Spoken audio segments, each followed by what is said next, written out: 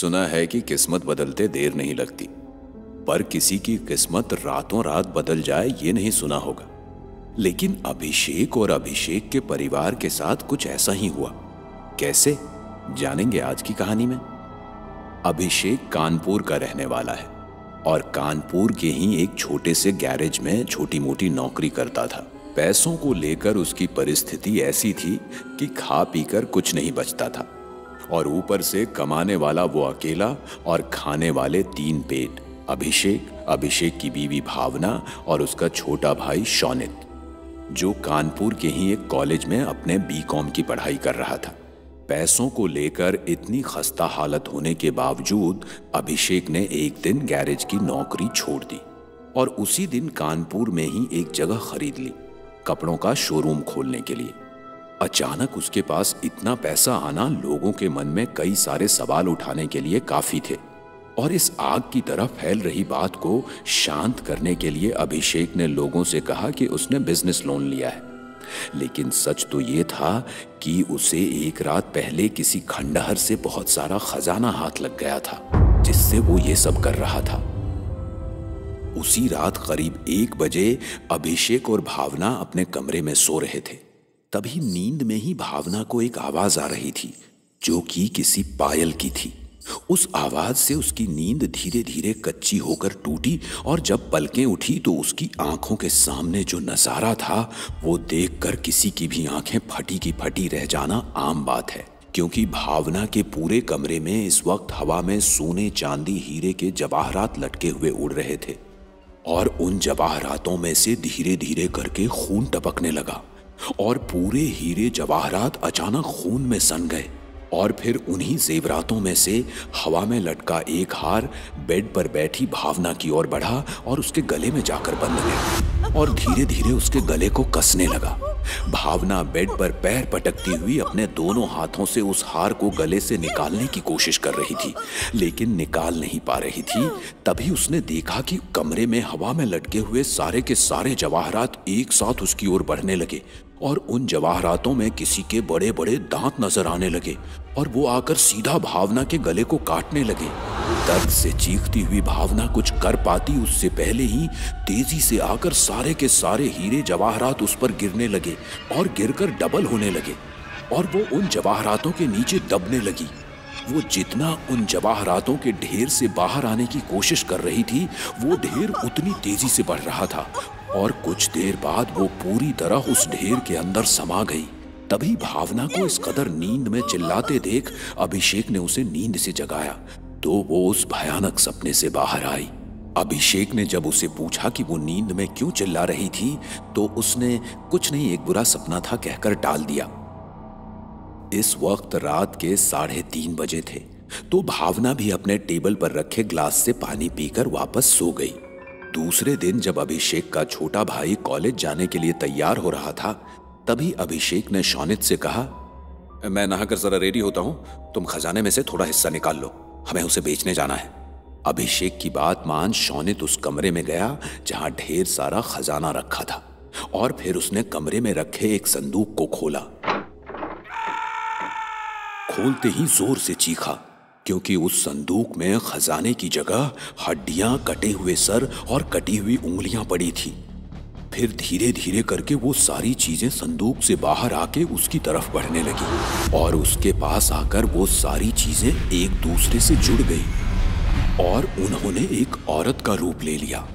उस औरत के चेहरे पर कई सारे चोटों के निशान थे।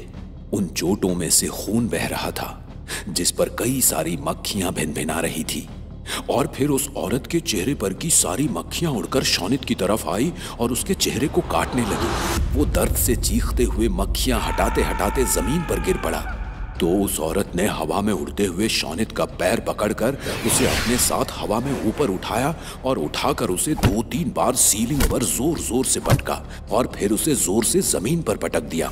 वो दर्द में कराहते हुए जैसे तैसे उठा तो एक चेहरा जोर से चीखता हुआ उसकी ओर आया और गायब हो गया और उसके बाद सब कुछ पहले जैसा नॉर्मल। इन सब के बाद उसने थोड़ी हिम्मत की और एक गहरी सांस ली और जब दोबारा उसने संदूक खोला तो संदूक में खजाना था उसने संदूक में हाथ डालकर जैसे ही खजाना बाहर निकालने की कोशिश की तो किसी ने अंदर से उसका हाथ जोर से पकड़ लिया और फिर खजाने में से एक चेहरा निकला जो सीधा उसके चेहरे के पास आकर उसका चेहरा अपने दांतों से नोच कर खाने लगा।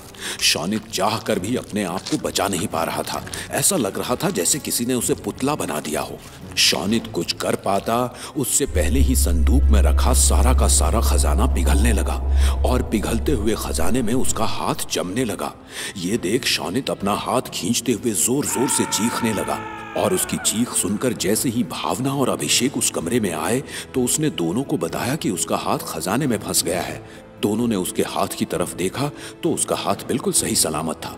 इसके बाद अभिषेक ने गुस्से से शॉनिक की तरफ देखा और उसे अपने साथ लेकर चला गया। शाम में दोनों घर लौटे और खाना वगैरह खाकर रोज की तरह सो गए। अभिषेक की आंख लगी हुई कुछ ही देर हुई होगी कि अभिषेक को नींद में ही एक आवाज सुनाई देने लगी।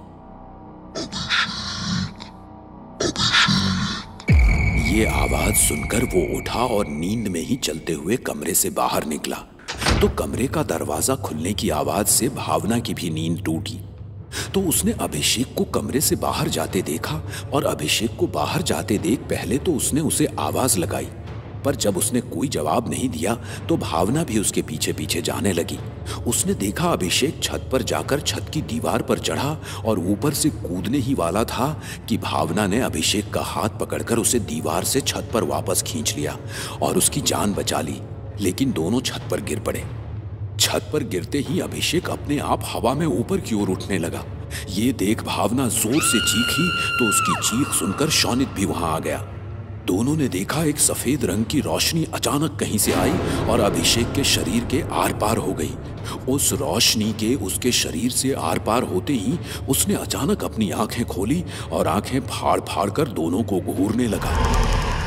फिर उसने जमीन पर पड़ा एक बड़ा सा पत्थर हवा में ऊपर की ओर उठाया और दोनों की तरफ जोर से फेंका। पत्थर भावना के सर से टकराया और भावना वहीं बेहोश हो गई। ये सब देख शॉनिक छत से नीचे सीढ़ियों से भागते भागते उतरने लगा तो किसी ने उसे पीछे से धक्का दिया और वो सीढ़ियों से लुढ़कते लुढ़कते जमीन पर आ गिरा। शॉनिक उठ पाता उससे पहले ही कोई उसका पैर पकड़कर उसे वापस उल्टा सीढ़ियों से घसीटते हुए ऊपर ले गया। उसके ऊपर आते ही अभिषेक ने छत पर रखी एक लोहे की रॉड उठाई और उससे लगातार शॉनिक के सर पर वार करने लगा। वो खून से लथपथ जमीन पर गिर पड़ा और तब अभिषेक के शरीर में समाई हुई आत्मा उसके शरीर से बाहर निकली और जाकर शॉनिक के शरीर में समा गई। इसके तुरंत बाद उसके शरीर से धुआं निकलने लगा। फिर अपने आप उसका शरीर जलकर एक कंकाल में तब्दील हो गया और उसकी मौत हो गई। कुछ देर बाद जब भावना और अभिषेक को होश आया तो उन्होंने देखा कि जमीन पर शॉनिक का कंकाल पड़ा था और उसके बगल में खून से लिखा था, खजाने की कीमत मौत है, मैंने अपनी जान दी, तुम्हें भी देनी होगी। क्या शॉनिक की तरह अभिषेक और भावना को भी अपनी जान देकर खजाने की कीमत चुकानी होगी या बच जाएगी उनकी जान? क्या है खजाने का राज? कहां से मिला भावना और अभिषेक को इतना सारा खजाना? जानेंगे इन सब का जवाब खजाने के अगले भाग में।